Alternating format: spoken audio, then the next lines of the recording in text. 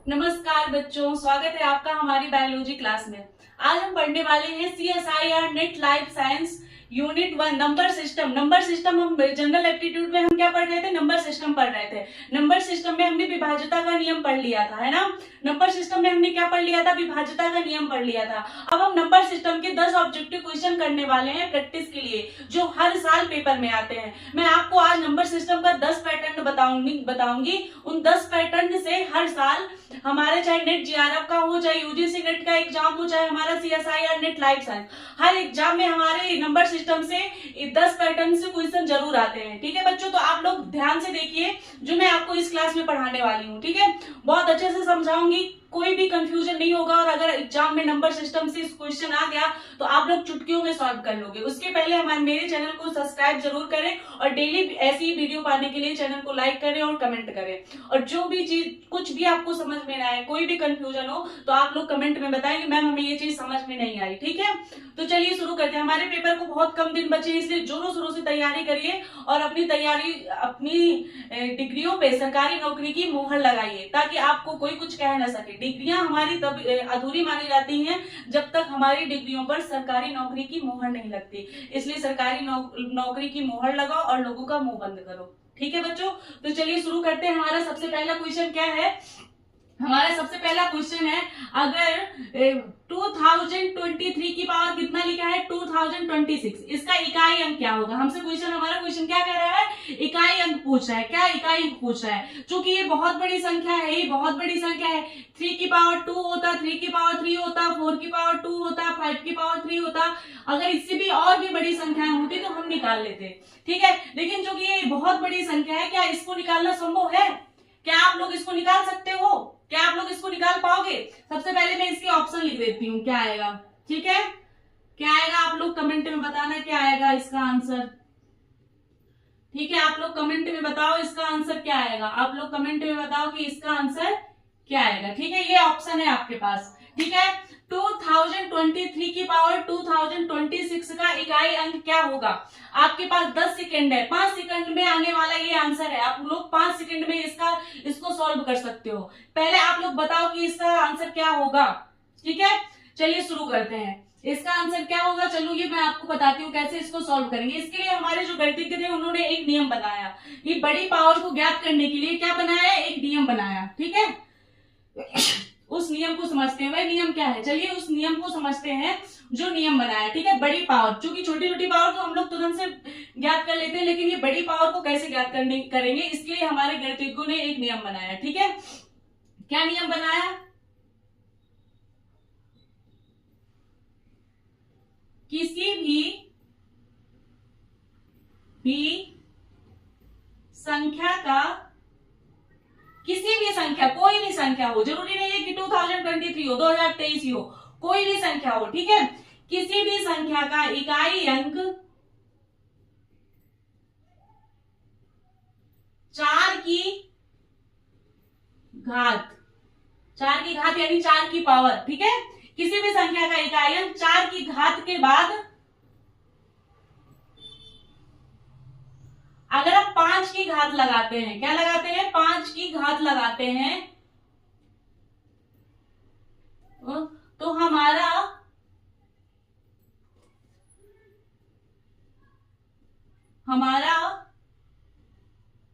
इकाई अंक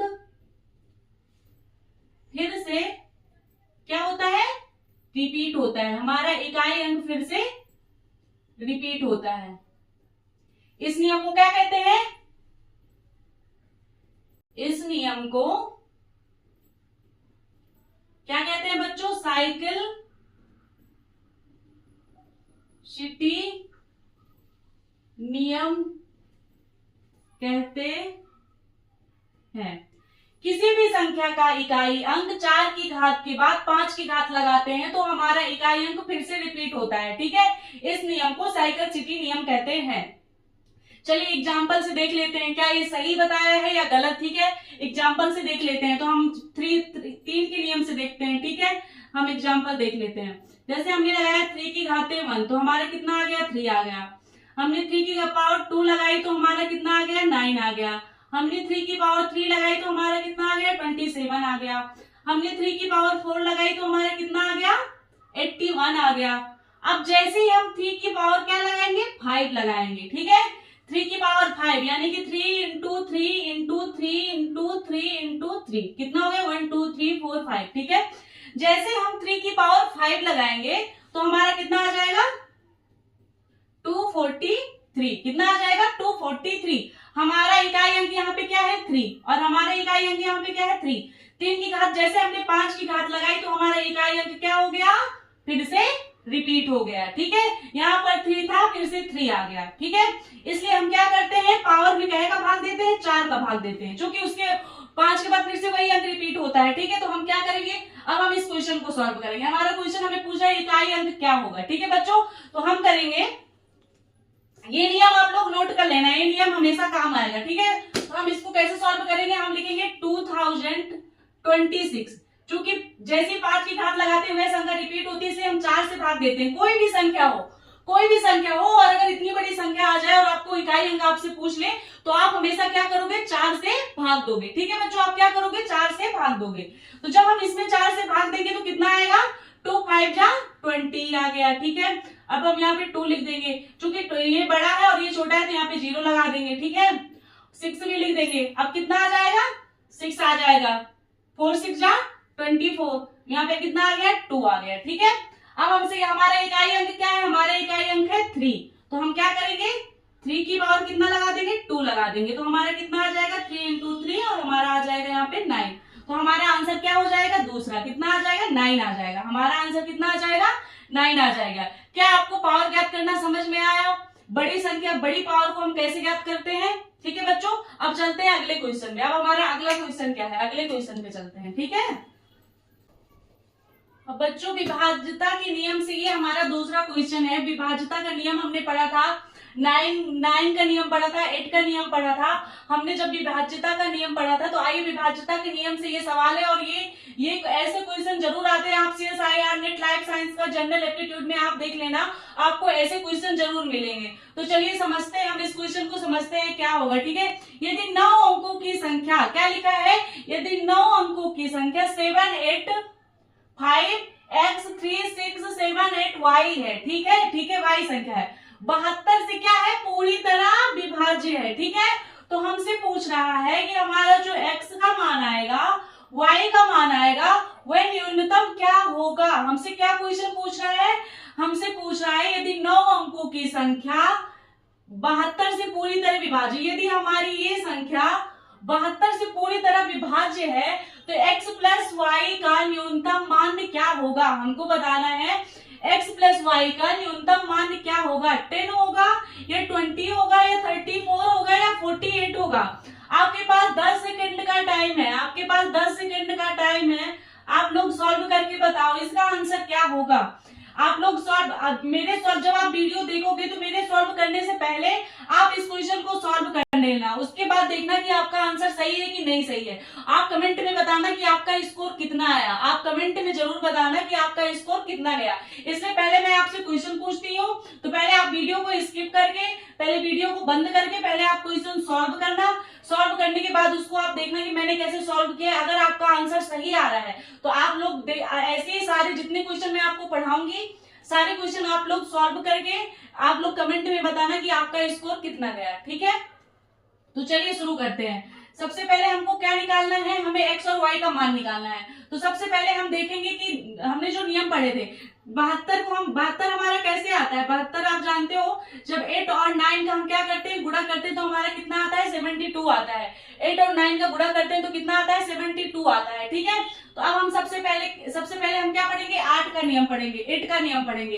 तो हम दोनों नियम पढ़ेंगे। तो 8 और 9 से पूरी तरह विभाज्य होती, अगर ये संख्या 72 से पूरी तरह विभाज्य तो इसको 8 और 9 से भी विभाज्य होना चाहिए, ठीक है। होना चाहिए कि नहीं होना चाहिए। तो सबसे पहले हमारा 8 का नियम, 8 का नियम क्या कहता है बच्चों, 8 का नियम हमारा क्या कहता है, 8 का नियम हमने क्या पढ़ा था, क्या कह रहा था वो, लास्ट की 3 संख्या, हमें पूरी संख्या से मतलब नहीं है। अगर लास्ट की 3 संख्या हमारी 8 से विभाजित हो रही है तो हमारी पूरी संख्याएं 8 से क्या होंगी, विभाजित हो जाएंगी, ठीक है। क्या होगा, अगर हमारी लास्ट की ये 3 संख्याएं 8 से विभाजित हो रही है तो तो हमारी पूरी संख्याएं 8 से क्या हो जाएंगी, विभाजित हो जाएंगी। ठीक है, तो हमारी लास्ट की संख्या कौन सी है, 7 8y। ठीक है, क्या है, 7 8y है और हमें y का मान निकालना है। क्या निकालना है, हमें y का मान निकालना है बच्चों। ठीक है, तो हम क्या करेंगे, हम सबसे पहले देखेंगे कि ये 7 8y के हम y के स्थान पर क्या रखें। ठीक है, तो अगर हम 7 8 और 1 लिख देंगे और 1 का भाग y की जगह पे हमने क्या रख दिया, 1 रख दिया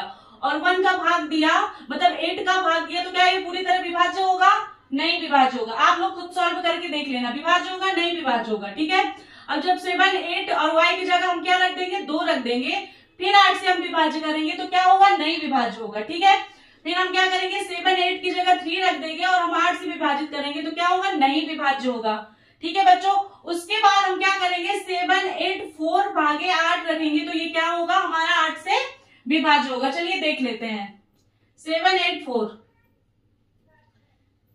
7 1 जा 7, 8 लिया, 7 1 जा 7, कितना आया, 8 आया, 7 2 जा 14, कितना आ गया हमारा, 1 आ गया। हमारा पूरी तरह विभाज्य हो गया कि नहीं हो गया, तो हमारा x का मान कितना, y का मान हमारा कितना आ जाएगा, 4 आ जाएगा। बच्चों हमारा y का मान कितना आ जाएगा, 4 आ जाएगा। ठीक है, क्योंकि हम यहाँ पे अगर 4 रख देंगे तो हमारा क्या होगा, ये संख्या हमारी 8 से पूरी तरह क्या हो जाएगी, विभाजित हो जाएगी। ये संख्या हमारी 8 से क्या हो जाएगी, पूरी तरह विभाजित हो जाएगी।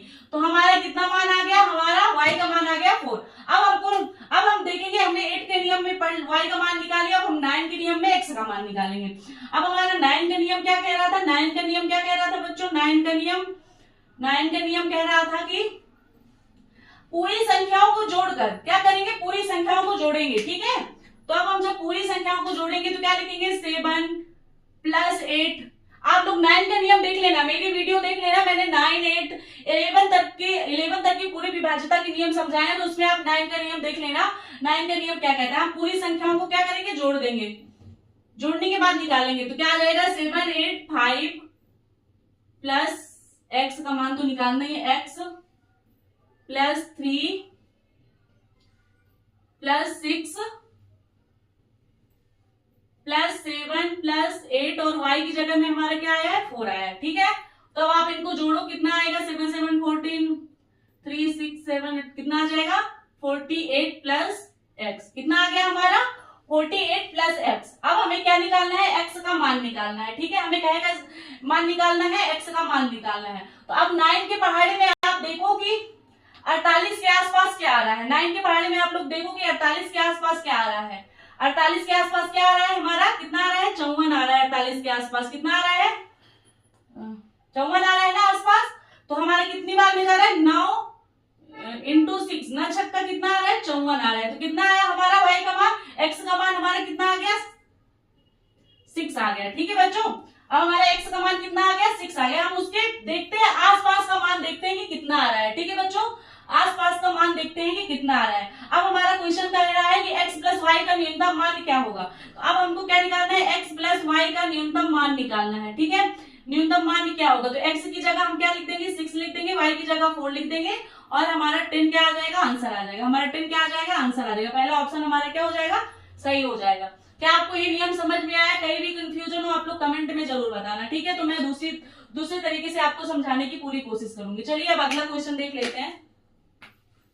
17 की पावर 200 को, हमारा तीसरा क्वेश्चन कहता है, जब 17 की पावर 200 को 18 से विभाजित किया जाता है तो उसका शेषफल क्या होगा। आपको बताना है उसका शेषफल क्या होगा। उसका शेषफल 1 होगा कि 3 होगा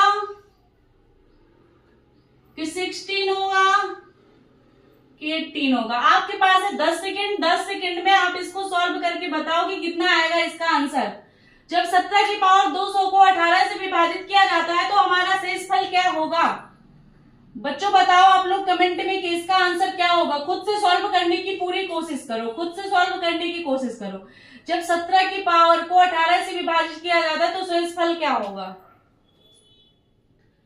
चलिए शुरू करते हैं। अगर मैं आपसे कहूं कि 18 का भाग 17 में दो तो क्या भाग जाएगा, क्या आप लोग कर पाओगे। 18 का भाग आप 17 में दे पाओगे, क्योंकि 18 बड़ी है और 17 हमारी क्या है, छोटी है। तो इसका एक नियम ये है कि हम क्या करते हैं, 17 में -18 करते हैं तो हमारा कितना आ जाएगा, चूंकि बड़ी संख्या में माइनस लिखा है तो क्या आ जाएगा, माइनस का 1 आ जाएगा। क्या आ जाएगा हमारा, माइनस का 1 आ जाएगा। अब हम चलते हैं सवाल की तरफ।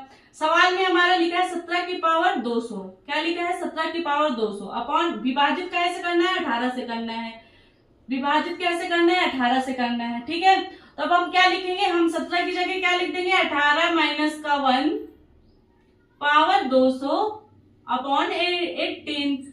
18 से 18 काटेंगे 0 आ जाएगा, यहाँ पे आ जाएगा माइनस का 1 अपॉन 200। ठीक है, अब हमारे मैथ का एक रूल है, जब हमारा बेस क्या होता है, माइनस में माइनस का बेस है, और अगर हमारी पावर क्या लगी है, सम संख्या, 200 हमारी क्या है, सम संख्या है। 200 हमारी क्या है, सम संख्या। अगर पावर सम संख्या की लगी है तो हमारा बेस क्या हो जाता है, प्लस हो जाता है। क्या हो जाता है, प्लस हो जाता है। हमारा आंसर आ जाएगा प्लस का 1। कितना इजी क्वेश्चन था। आप लोग चुटकियों में इनके आंसर, बस आपको प्रैक्टिस करने की जरूरत है। आप बस क्वेश्चन देखोगे कि आप इसका आंसर दे दोगे। ठीक है बच्चों, आप क्वेश्चन देखोगे कि इसका आंसर दे दोगे, इसलिए आपको इसको अच्छे से समझना है। बहुत सारे क्वेश्चनों की क्या करनी है, प्रैक्टिस करनी है। चलिए अब अगला क्वेश्चन। बच्चों संख्या 360 के कुल कितने धनात्मक गुणनखंड है, संख्या 360 के कुल कितने धनात्मक गुणनखंड है। तो बच्चों आप लोग CSIR नेट के स्टूडेंट हो, आप इन क्वेश्चनों को चुटकियों में सॉल्व कर लोगे। इनके आंसर आप लोगों को क्या करना है, कमेंट में बताना है। उसके बाद कल के वीडियो में इनको मैं सॉल्व करके बताऊंगी। इनके आंसर आपको कमेंट में बताना है। ये 3 क्वेश्चन है। संख्या 360 के कुल कितने धनात्मक गुणनखंड है, 1 से 100 के बीच की सभी विषम संख्याओं का योग क्या होगा, निम्नलिखित में से कौन सी भिन्न सबसे बड़ी है, 3/5, 4/7, 8/11 या 5/9। इनके आंसर आपको क्या करना है, कमेंट में बताना है। इनके आंसर आपको